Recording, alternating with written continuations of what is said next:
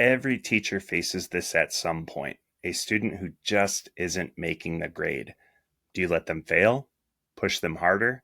Or is there another way? Let's talk about it in today's episode of the Classroom Coffee Break. I'm John Van Dusen, long-term teacher, coach, and Army officer.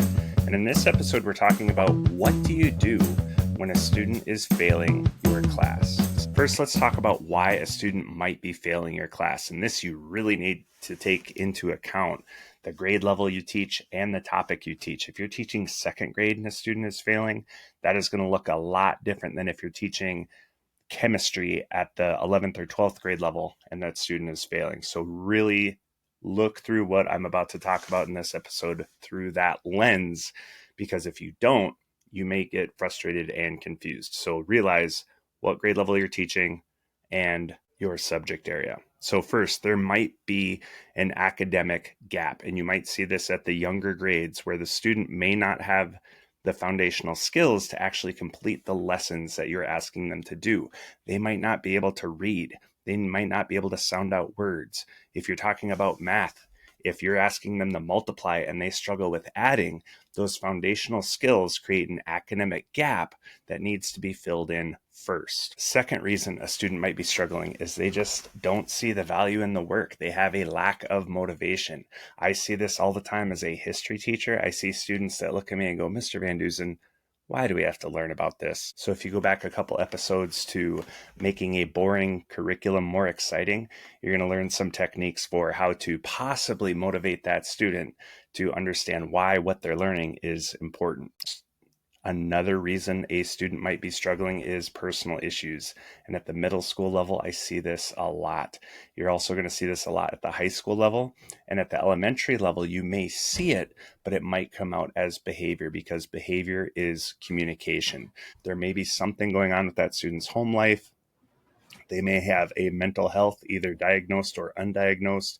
Potentially a medical issue or a medicine change could lead to students struggling in your classroom, or some type of outside responsibility. And I talk about this a lot on the podcast, and there's a young man that sticks out in my mind early in my teaching career where his mother had taken a job which she had to work overnight. So this sixth grade student was responsible for basically his little brother, making sure he got dinner, got to bed, got up, got to school, got breakfast, and God bless the mother for doing what she had to do to provide for her family.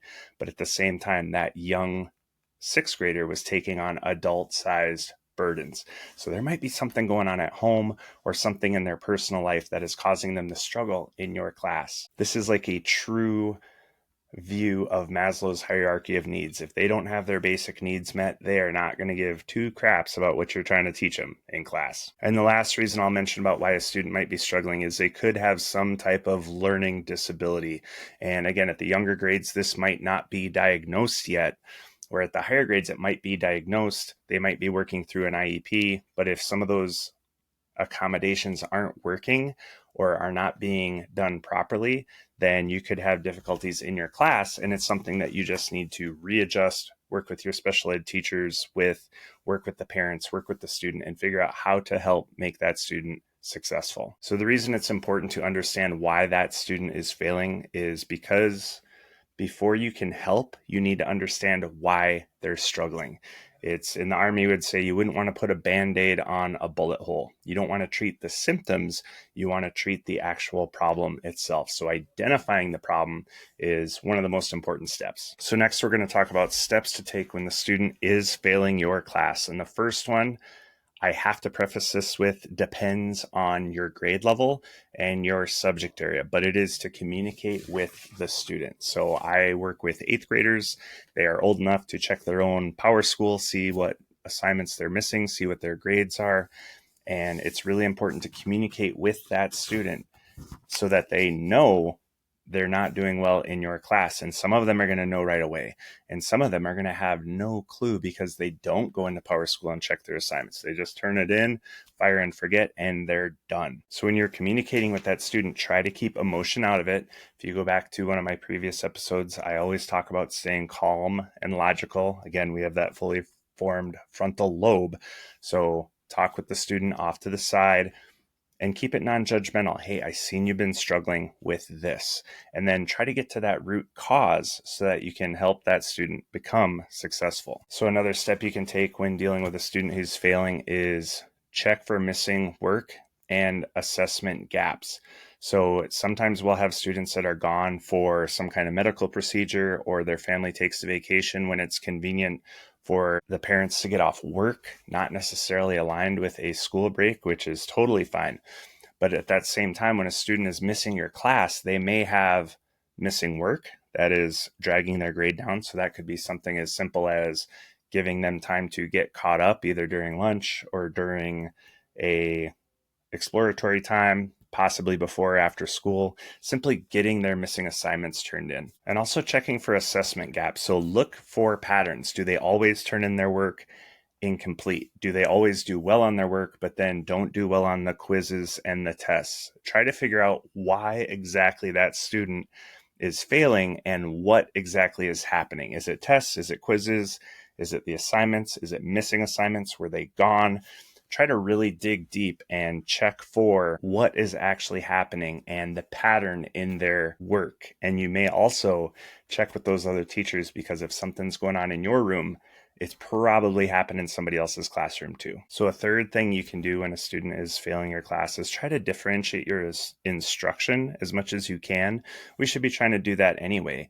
But if they're lost, change your approach. If you end up lecturing and taking a lot of notes, maybe take a lesson and try to have the students teach a part of that lesson, or get them up out of their seats and explain something or illustrate something, and see if that helps. Maybe that student is really just struggling with the way you teach, and it's up to you, teacher, to change so you can help make that student successful. So another step you can take when a student is failing is to utilize different school resources. I already mentioned talking with the other teachers on your teaching team, but don't try to do this alone, especially if the student is on an IEP or on a student assistance team plan. Make sure you're involving those other assets in your building, whether that's special ed teachers, counselors, psychologists, other staff that you have right in your building or within your intermediate school district to help make that student successful. We're all on the same team trying to move the ball forward and help that student. And last, but definitely not least, maybe one of the first things I should have mentioned is involving the parents and the guardians. When I talked about communicating with students, that's good for simple things. If they're missing an assignment here or there, maybe they're struggling with the test, so we can modify how we do those different things. But if it's a systemic thing, especially if it's happening in multiple grades, you need to get the parents involved. And parents can be allies, but only if they know what's happening. So you're going to have several different types of parents. Some of them, as soon as you mark an assignment missing in the gradebook, you're getting an email. Why did my son or daughter miss this? I've had students where they were tardy to my class because they were with a different teacher finishing something up. I hit tardy, hit submit, and within seconds, I get that email saying, why was little Jimmy or Joey tardy? So you're going to have those types of parents, and you're also going to have the parents that don't engage in all. Some of them are working 2 or 3 jobs, and they're just trying to keep their head above water, and God bless them for doing what they need to do for their family. But they don't have a lot of time to go on the computer, check for missing assignments. Hey, I see you didn't do well on this quiz. You have a quiz coming next week. I'm going to help you study. And that's okay. But you need to communicate those things with those parents and keep that communication solution based. Here's what's happening. Here's how we can help. And work together. Again, we're all on the same team trying to help this student be successful. So now I want to talk about some preventative strategies to help reduce failure rates. So get out ahead of that failure to try to prevent it from happening in the first place. It seems to be the first one on every podcast episode I've been doing lately is build those relationships early. Students work harder for teachers they trust. Not necessarily for teachers they like, although that does help, but definitely for teachers they trust.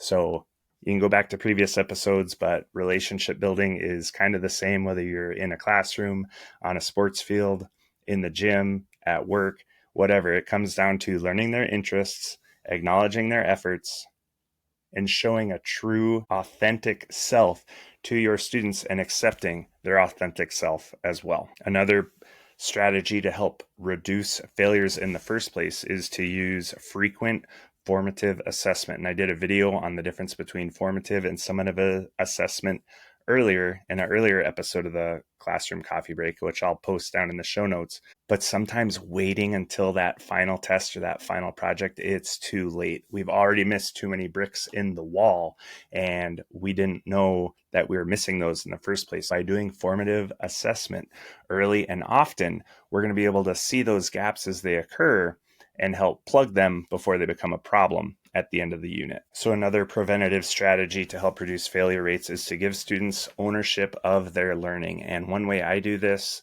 it's not graded, but it is a list of all of the critical content we cover throughout the year. And students go through and they mark what they were before we started. Some of my students know some of this history already because they're just history buffs and love it. And then what they are afterwards. So we do a 4-point scale, the Marzano style scale. 1 is I don't know anything about it. 2 is I can do it with a little bit of help. 3 is I know it. 4 is I could teach somebody else. So I have them mark what they were before we started, what they are after, and then they have to give one interesting fact that they learned about that topic. So that does a few things for me. 1, it keeps up with the formative assessment, so I can tell if they're on the right track. 2, it gives students ownership. I don't tell them what to write in there. They can say literally anything they need to as long as it's on topic. And 3, it gives that student a look at where they have been and how much success they have already had, because I also have some students that just cannot handle failure. They cannot handle failure at all. So if they can see that they have been successful for these first 35 pieces of critical content, we can be successful for the next ones. And again, this was not graded, so everybody can be successful as long as they do it. So another method of preventing failure is to provide multiple ways to demonstrate learning. Some people like to use quizzes, some like to use tests. Personally, I like to use projects. I learned very early in my career that if a student could illustrate something, they probably understood it. So I do a lot of illustrations, but I have students that don't like to draw, or they say they're not good at it, although some of them are. So I'll allow them to do maybe bullet points. I've had students do origami. I've had students make those fortune tellers or cootie catchers, whatever you call them, to show me that they understand the material. I've sat down with students who are just so anxious over a quiz and asked them the quiz questions without them really knowing it, just to test to see if they knew the material or not. And that reminds me of when I was in college. I had to do a paper on, I can't even remember what it was. It was in a special ed class. I had to do a topic on a special ed topic, and I was so nervous that I wrote this paper. It was a terrible paper. It was the minimum length. It was cited about 50 times in 3 pages because I was so nervous that I didn't know about this topic.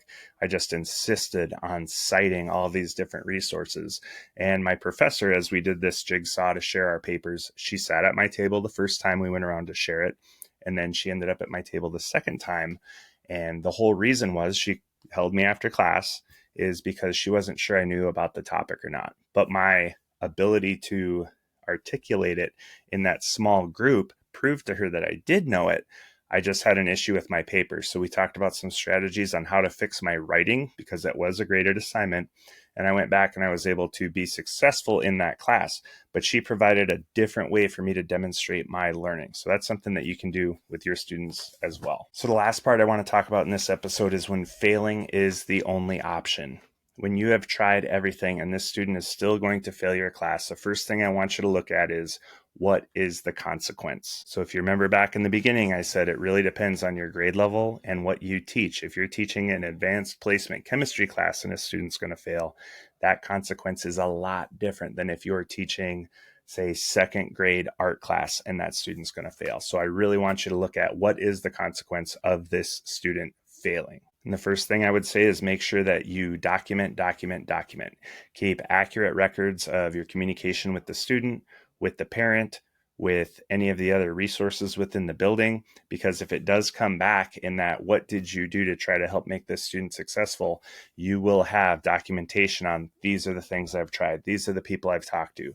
this is how I have done my best to help this student succeed. So make sure you document that, not just to save yourself, but you owe it to the child to do your best and make sure you are doing everything you can to help them be successful. And the last thing I'll say is if you have a student that's going to fail, sometimes you just have to let them, because that failure can be a wake-up call.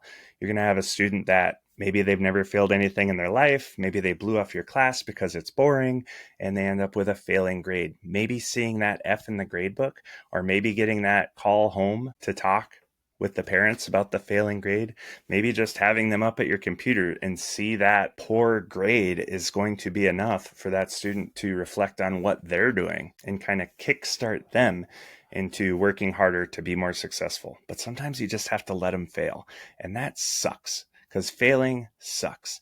And I think I mentioned it in this episode, if not the previous one, but I have a episode where I talk about preparing to fail, because sometimes you just need to fail so that you can learn how to be successful. So just to summarize this episode, seeing a student fail is tough, and it's not the end of their story, and it's not the end of your story.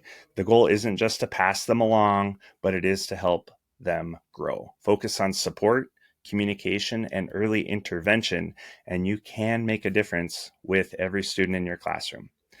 Thanks for joining me in this episode of the Classroom Coffee Break. If you found this episode helpful, please subscribe and share with a fellow teacher so they can make the next Classroom Coffee Break. Till next time, keep growing, keep learning, and keep making a difference.